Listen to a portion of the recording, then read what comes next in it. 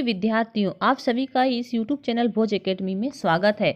तो आज के वीडियो में हम लेकर के आए हैं राजनीति में भारतीय संसद के विधि निर्माण की प्रक्रिया। तो भारत के संसद में विधि निर्माण की प्रक्रिया किस प्रकार से होती है, तो इसके बारे में हम आपको विस्तार से जानकारी देंगे। और इससे पहले वाले वीडियो में हमने लोकसभा और राज्यसभा की शक्तियों के बारे में आपको विस्तार से जानकारी दिए थे। तो देखिए कि विधेयक पारित होने की प्रक्रिया या विधेयक दो प्रकार के होते हैं। विधेयक होते हैं साधारण विधेयक और वित्त विधेयक। साधारण विधेयक संसद के किसी भी सदन में प्रस्तुत किए जा सकते हैं, लेकिन वित्त विधेयक राष्ट्रपति की अनुमति से लोकसभा में ही प्रस्तुत होते हैं। तो संसद के विधेयक पारित होने की प्रक्रिया का वर्णन देखिए इस प्रकार से है। तो सबसे पहले देखिए कि प्रथम वाचन या विधेयक का प्रस्तुतिकरण।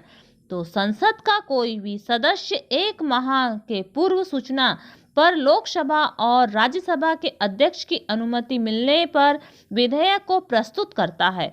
प्रथम वाचन के समय केवल शीर्षक को पढ़कर सुनाया जाता है। साधारणतः प्रथम वाचन पर कोई वाद विवाद नहीं होता और विधेयक का प्रस्तुतिकरण ही प्रथम वाचन कहलाता है।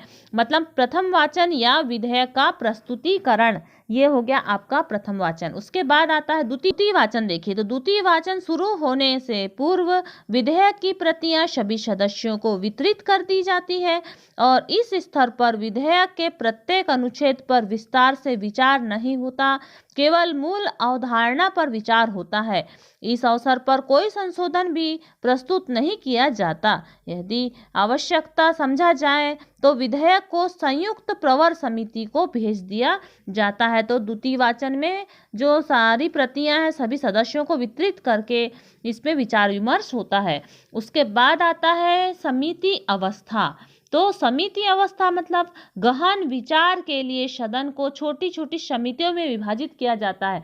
मतलब जो विधेयक प्रस्तुत होना है तो उसके विचार के लिए छोटी छोटी समितियां बनाई जाती है और समिति के सदस्य विधेयक के प्रत्येक अनुच्छेद पर सूक्ष्मता से विचार करते हैं और समिति चाहे तो विशेषज्ञों से परामर्श ले सकती है और समिति को विधेयक में संशोधन करने का भी अधिकार है। पूर्व रूप से विचार उपरांत समिति अपना प्रतिवेदन लोकसभा अध्यक्ष और राज्यसभा के सभापति को भी प्रस्तुत कर सकती है।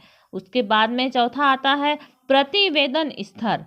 तो समिति प्रतिवेदन अथवा समिति द्वारा विधेयक में जो संशोधन किया जाता है उसकी प्रतियां सदन के सदस्यों को दी जाती है।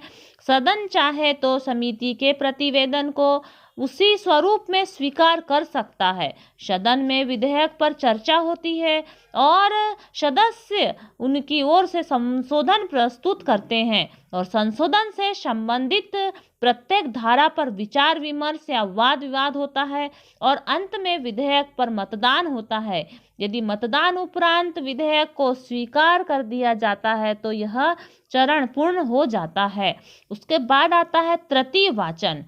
तो तृतीय वाचन में देखिए कि प्रतिवेदन स्तर के उपरांत विधेयक पारित होने की अवस्था अंतिम अवस्था या तृतीय वाचन कहलाता है और उस स्तर पर विधेयक के प्रत्येक धारा पर विचार न होकर मूल भावना पर विचार किया जाता है और इस अवस्था में विधेयक में कोई परिवर्तन नहीं होता।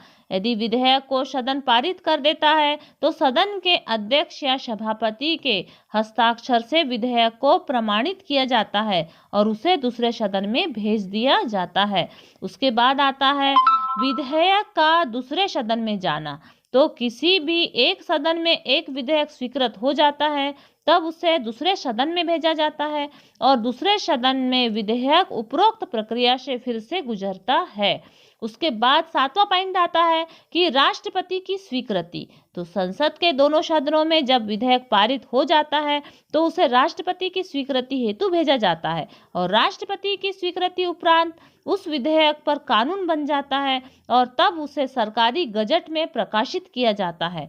और साधारण विधेयक पर राष्ट्रपति अपनी स्वीकृति दे सकते हैं या उसे पुनर्विचार हेतु सदनों में वापस भेज सकते हैं। परंतु यदि दोनों सदन पुनः विधेयक को पारित कर देते हैं तो उस विधेयक विधेयक पर राष्ट्रपति की स्वीकृति देना ही पड़ता है, मतलब राष्ट्रपति को स्वीकृति देना ही पड़ता है। तो इस प्रकार से विधेयक पारित होने की प्रक्रिया के बारे में जाना। तो विधेयक पारित होने की प्रक्रिया मतलब विधेयक पारित होते तक उसे 7 पॉइंटों से गुजरना पड़ता है।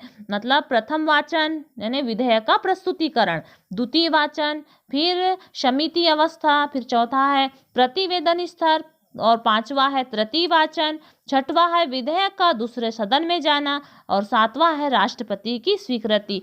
तो इस प्रकार से हमने आपको विधेयक पारित होने की प्रक्रिया से अवगत करवाया और आने वाले वीडियो में हम धन विधेयक और कार्यपालिका के अंतर्गत राष्ट्रपति और राष्ट्रपति की आपातकालीन शक्तियों के बारे में विस्तार से जानकारी प्रदान करेंगे।